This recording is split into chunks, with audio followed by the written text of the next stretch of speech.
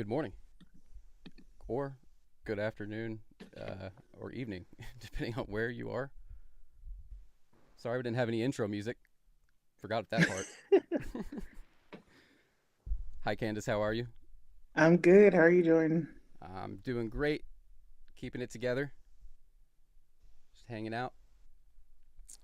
For those watching, you have fortunately stumbled on a new installment of Office Hours live with the Switcher team. Candice and I are two-fifths of the customer experience squad. If you've talked to myself, Candice, Jamie, Tim, or Angela, you know that we are here to help at all times. And today we are here to really just discuss all things monetization. Here we are in 2025 and just no shortage of ways to make money from video. So we're excited to talk about that. Absolutely. I don't know anybody who doesn't like making money. So, what better way than to spend, a little bit of time with our users to go into details about that and let them know what their options are? Yeah, so it's tough to know where to begin because of all the options that we have now, all the tools, all the platforms, all the content management systems. Um, if you just want to, Candice, if you don't mind just breaking down a couple of the topics we're going to be talking about today, that would be awesome. Absolutely. So, today we are going to go into some detail about how people are actually raising money with live video. So, donations and tips, paid access, product sales, memberships and subscriptions, as well as affiliate marketing. So, I'm going to start at the top and just kind of work my way, through our list. So, donations and tips that allows your audience to support you in real time. So if they want to donate, they want to tip, throw you a few bucks, they can do it. Paid access. A lot of our users like to sell tickets or one time passes to exclusive streams. Product sales. So if you sell physical products or you're interested in selling physical products, this is a great way for you to showcase and sell those live. uh, Memberships and subscriptions. This to me is one of those good. I don't know if necessarily considered passive income, but like that reoccurring revenue where if someone has a subscription or a membership, you can rely on that revenue coming in month after month or week after week, depending on how your subscription is set up. So building reoccurring revenue from your loyal fans. And I think that's one of the things a lot of people should focus on is building, knowing your audience, building content for your audience, and then allowing them to support you by subscribing and having a membership. And, make sure you're catering to that area to make sure that, you've got recurring revenue from people who want to support you and who like what you're doing. And then affiliate marketing. Affiliate marketing, I feel like you don't necessarily think of that at the top of your list of ways to make money. But if you're recommending products, you're recommending different things, or you're using, certain tools every time you broadcast live, that's an option to take those products and recommend them and make money. Because if your users are going to go out and buy them anyway, they might as well buy them through you and support you in that manner. Yeah, the uh, the affiliate marketing is all pretty new to me. I would say within the last couple of years, um, I shop for musical equipment at Sweetwater here in the states, and it seems like a lot of YouTubers and content uh, content creators they'll put out their links so that if you buy the product using their link, they'll get a kickback from it, and that's been pretty interesting. Um, I need people to actually give me money before I can actually buy the products. But Candace, how susceptible are you to want to donate to folks on live streams if they were to ask for donations? I mean, it depends on how much I like them. If I like them, it's like, sure, why not? And let's be real. Sometimes you're going to spend the money anyway, so might as well spend it on someone you like. And I think this is where authenticity comes into play, because people are more likely to support you if they feel like you're authentic, and they like whatever product or thing you're doing, or if it's a different cause you're supporting, and they want to um, help you do that. So for me, for my instance, I do have a blog. I have them on different social media, and sometimes I've had people, even friends, that reach out, like, I know you recommend this all the time. I want to support you. Do you have a link? And sometimes they'll proactively ask you. I think there's been times, even myself, where I've wanted to, like, do affiliate marketing for certain things, or certain links, and I'm just like, no one will spend money on that. And then I'll see some of the stuff that people spend money on. It's like, don't talk yourself out of it. Like, put it out there and let your user or your customer decide what they want to spend their money on. Like, don't take yourself, out of the race. So I think sometimes we get in our heads and just overthink it, and it's just like, just do it, and if they want to come, they will. But don't cut off that access and think that no one will ever want to buy from me, or who's going to spend money. And that's, I feel like sometimes, like I said, we get in our head, or and just kind of just go for it. And like I said, sometimes, especially with affiliate marketing, for the most part, depending on the product, there may not be a huge kickback out of a single purchase, but if people are buying it over and over, um, and it's like consistent, it adds up. So you have to, sometimes with things like that, you have to think long term. So it may take a little bit for the seeds to get sown, but once they do, you're good. You know what, Candace? I am inspired to shoot my shot here. Let's see if anybody wants to. Told you, I'm trying to buy gear. I'm sure a lot of people watching understand. It's a money pit doing video, audio, live streaming. You know, if you want to upgrade the gear, it's gonna need those cash apps and Venmos. Appreciate that. You know what they say, Jordan. Closed mouths don't get fed. So That's beautiful. Yeah, I mean, there's so many ways that you can, you know, shoot your shot, so to speak. You can throw throw your socials, throw your money apps, your banking apps. You can throw those on the screen at all times. You can do uh, the Tithely, any websites where people can donate. I know it's truly believe that folks are going to support your mission. It's not just a one way exchange of generosity. If you're providing value with your content and your message, no reason why folks won't support you. So, you can do the overlay type thing. You could do scrolling text even. Um, if you live stream to your website, you could always link out to Venmo, Tithely, things like that. So yeah, donations are great. That's the best case scenario. That's the ideal scenario. No strings attached. Beyond that, well, before we move on, I'll go ahead and remind everyone to ask your questions in the comments, and I will be checking those. We have Claire also checking those.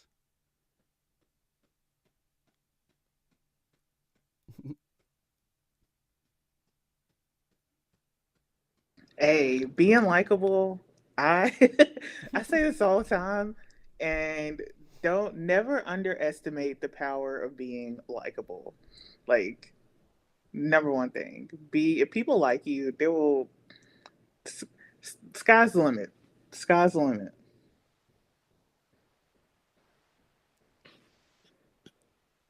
Yeah, what did Eric? nice advice on having a donation tip link. Which one do you think is best for that? You know, Candace and I were talking about this earlier this week. How some folks just have a disdain for one, familiarity with another. Um,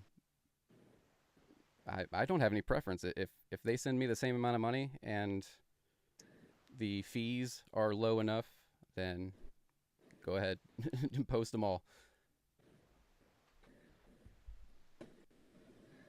I think, it's important to make sure you pick one that's the easiest for you and the most accessible, or your team as well. Um, so Good I feel point. like maybe if you're with a church, your congregation tidely, if you got, multiple people who need access or who are going to be helping manage any donations, I feel like, Venmo, Cash App, things like that are more easier for like an individual. But really, I think you have to tailor it to your particular audience and your niche and figure out what makes the most sense for you and like keeping track of revenue. Yeah, that's a great one.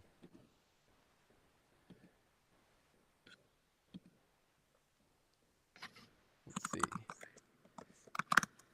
You all get the concept of donations. You know, it's a nice to have. I'm sure everybody's extremely grateful when those things can happen. Let's move on to sort of a paid access, gated content.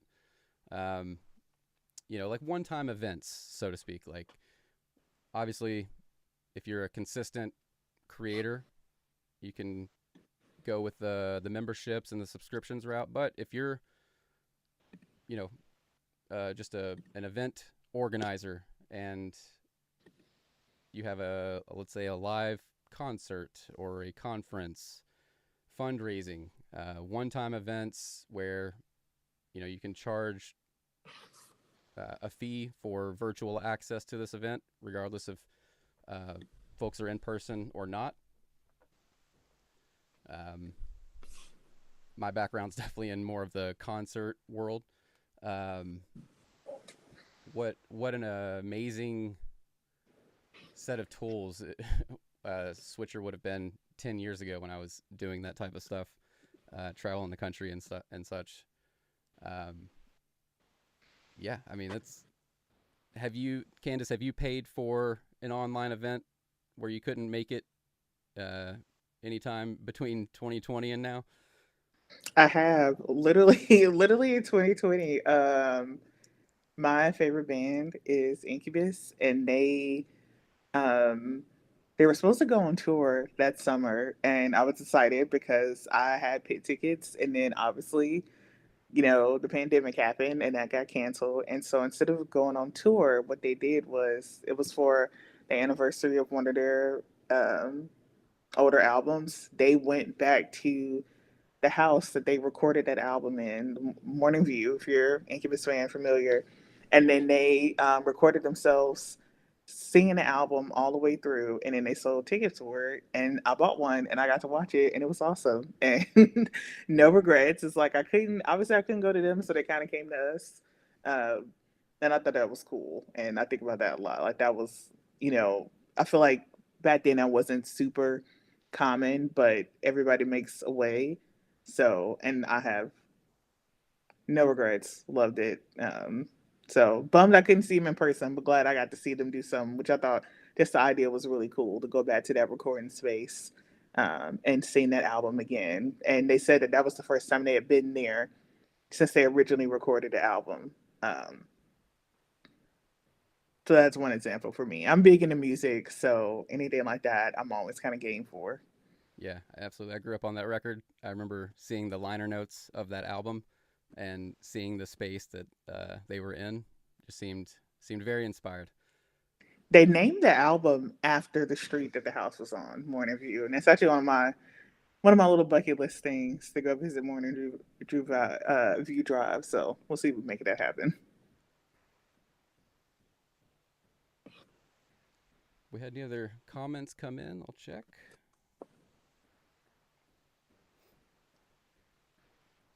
Mr. Answer PR is asking about replay, and goodness knows that would be awesome for our sports users. Uh, contact me for a potential not great workaround.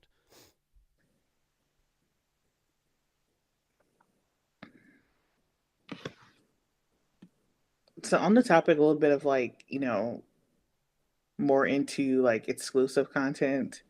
Because sometimes you have to figure out, you got, you think about your audience, your people who are coming back, but maybe you're trying to branch out, reach to a new, get to a new audience, or just kind of, you want to make your users and people like you want to bring value. I think that's another thing too when it comes to like monetization and revenue. Like you have, especially now, everybody's, a lot of people are pinching pennies. You have to ask yourself, how am I bringing value to my audience? So when we think of that in terms of exclusive content, some of the things you could do is like, whatever your niche is, maybe it's a book club. Book clubs are all the rage right now. Um, Blueprints and guides, running different contests. Self admittedly, I'm a sucker for a good contest. If it's something I'm interested in, I will apply over and over. Do I win? Not usually, but you got to put up shots to win the game. Ebooks and exclusives, virtual events, discounts. Everybody loves the discounts. Newsletters. I think newsletters are a great way to get your content in front of eyes because you're sending out a newsletter, it's coming to their inbox. You've got their email, you can market directly to them, and you know that that's not something that they're going to miss, like going directly to your audience, as well as different bonuses, Q&As. So for me, my summer side quest has been learning how to make sourdough. So that's a new thing. Jordan knows I like to share pictures every week of whatever I've concocted up and on my sourdough journey. So one thing I'm looking at doing is like, making a area on my website just exclusively to sourdough. I know that like was big during the pandemic. Everybody started breaking bread. I kind of missed out on it back then, but never, better late than never. And I've started doing sourdough. So off the top of my head, I think when I got it, actually one of our coworkers, Dan, is the one that gifted me starter. I didn't really know what to do. Like I knew you baked with it, but I like everything else that led up to that point, completely in the dark. Learning from scratch. So like, if people are interested in that, like this is how you make a starter. Different things you can do. This is what the different, like it's a long process. It's like a 2 day, 2 to 3 day process baking bread and like everything that breaks down into it. This is how you do inclusions, and then if you're more advanced, how you get fancy bulk baking. We see people with micro bakeries, and how you go from just like learning how to make a starter all the way to like I want to do this as a side hustle. So something to think about. I know we've got some bakers out there. And then I'm gonna go back, well, not go back to them, but like kind of, touch on affiliate marketing again, because I do still think that is an underutilized resource. And so, just for more context, affiliate marketing is commissions on sales. So, for instance, I'm going to use sourdough as an example. 'Cause like I said, that has been my summer side quest. So that's what I spent a lot of time on and getting started. I had to buy a bunch of different stuff. I didn't realize what all I needed to make sourdough. Some of those included a kitchen scale and then a proofing basket, a lame, like all the tools that you need. Like, for instance, if you teach, maybe you teach yoga classes, gonna use that as an example. I like yoga. Do you like yoga, Jordan?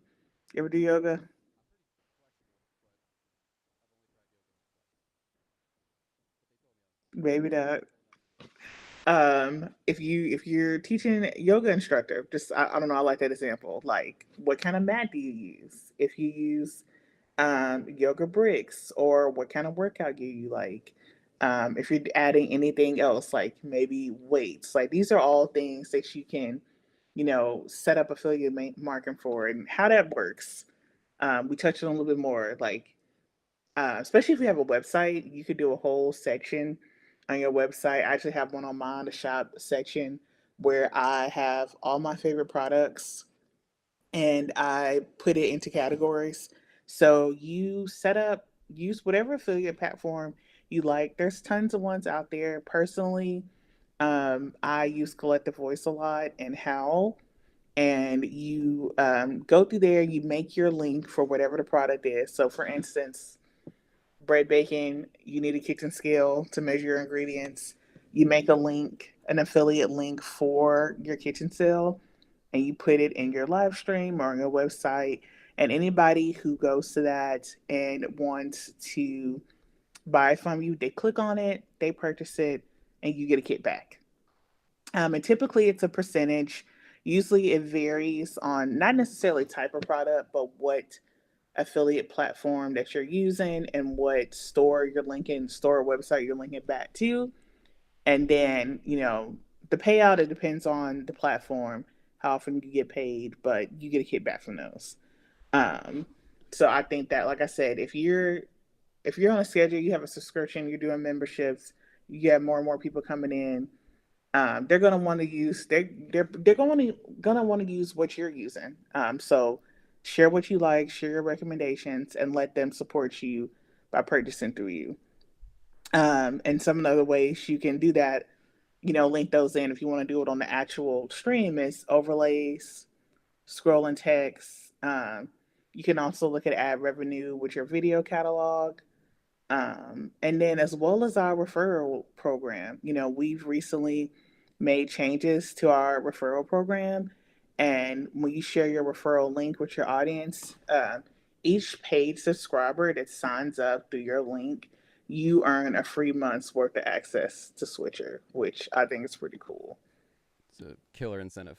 I I would take advantage of that. I also wanted to touch on a one of my favorite aspects of a Switcher's video player or your collections, your catalog, is the ability to link out for affiliates or collaborators, anything you want. So if you were to be on your video catalog, for example, you could have links going directly to another website linking out. Obviously, if you're selling products for an affiliate, that's a great way to keep eyeballs on your live stream or your content, but also get people familiar with who you're collaborating with. You mentioned sourdough geeks earlier, I think, or maybe I implanted that. But James is a Switcher user as well, and just kind of circling back to those perks of memberships and subscriptions. I love what he's got going on here with you know perks and discounts, first access to products. Like it's just really good ways to incentivize your subscribers and your supporters.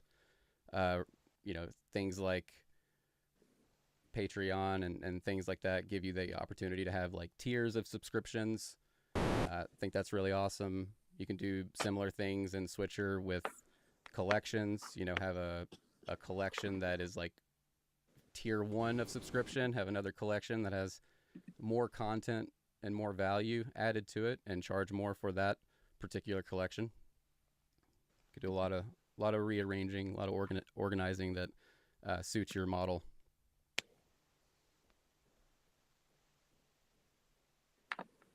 And sorry for that loud music. If it was loud, I you know messed up.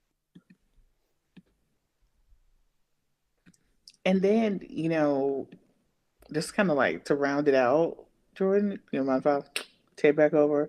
I think Please. not directly monetization, but some of the benefits of live streaming, brand awareness. I've touched on that a lot, but you want your audience and new potential, customers to know who you are. Like they need to see you, and people that were visual. Um, so that's really important. And a real time engagement, they have the opportunity to ask you questions, and it helps you build trust.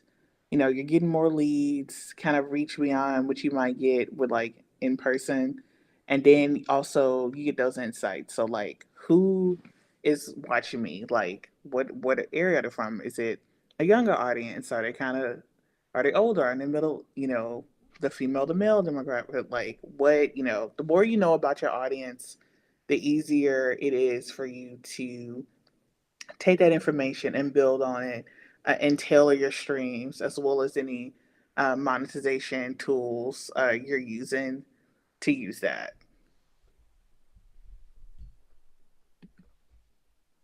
Yeah, yeah. Brand awareness, it's everything right now. Getting attention on your brand, your product, your content. Gotta gotta get their attention quick for sure. Let's see. Yeah, we've got Claire in the comments dropping some resources for you. Um, Speaking of resources, basically all of the material today I have stolen from our team of writers. I know that I've grabbed from Carly, from Thomas. If you have not checked out Switcher Studios blog, whew, you're missing out. There's a lot of resources here. Sorry, let me switch my screen here.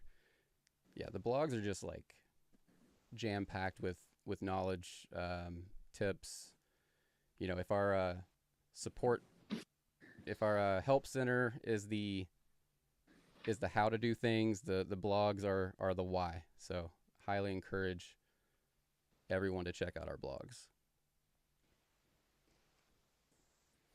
And we have an awesome marketing team that puts a lot of time and an offer and a lot of effort into these. So they are really a good resource, and I always let our users who are want to get started or I'm interested in this, like whatever topic you think you have questions about, I promise you we have something there for you.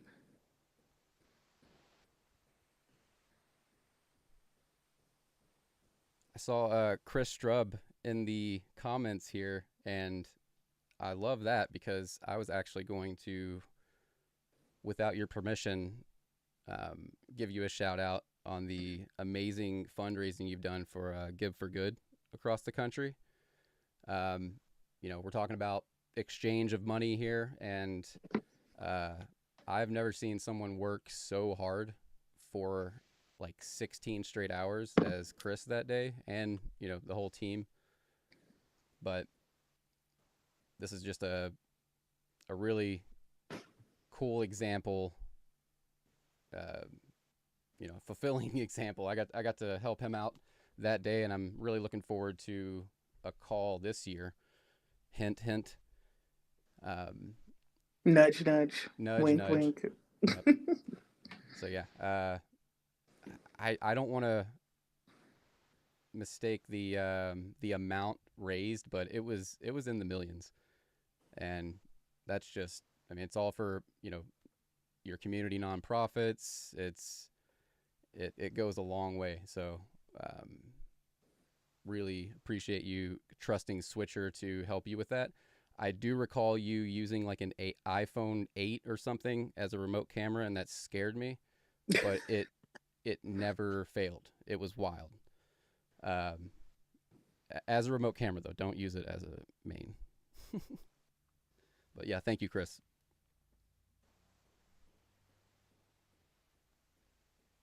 Let's see what else we got. Do we have any more questions here? I think we're hitting the 30-minute mark. I want to make sure that we provide the right value here for you all. What are we missing? I'll touch on one thing. Uh, like as of pretty recent, YouTube Shorts can monetize that now. That's awesome. Clipping your long form content into short form content, super easy to do in Switcher. Um, time is money, so start clipping down and repurposing your content because YouTube's paying for that now. That's pretty cool. I didn't realize that. That's good to know. Take advantage of the short attention spans. Yeah. Let's see. Well, Yeah, I I mean, think that about wraps it yeah. up for us, Jordan. My mouth is so dry, so that's usually my time. Um, Also, not only shout out to our team of writers, but like just every time we get to do something like this, makes me grateful for the product and engineering teams for developing just a fun and valuable suite of tools and systems that empower creators to do more on their own terms. From production to payout. So really stoked on things we have coming down the line. You can see these scene builders in action here. Can just we'll flex on them real quick, like I do. It's unnecessary to do that, but it's pretty cool. Yeah, it's flawless. Love it. Um, Kandice and I are on the support team. You know the email, support@switcherstudio.com, and we'll be happy to help you with any setup, any account questions. Yeah, we're just here as your resource. So we hope to hear from you. Thanks, Kandice. Thanks, Jordan. Thanks, Claire. Thanks, everybody.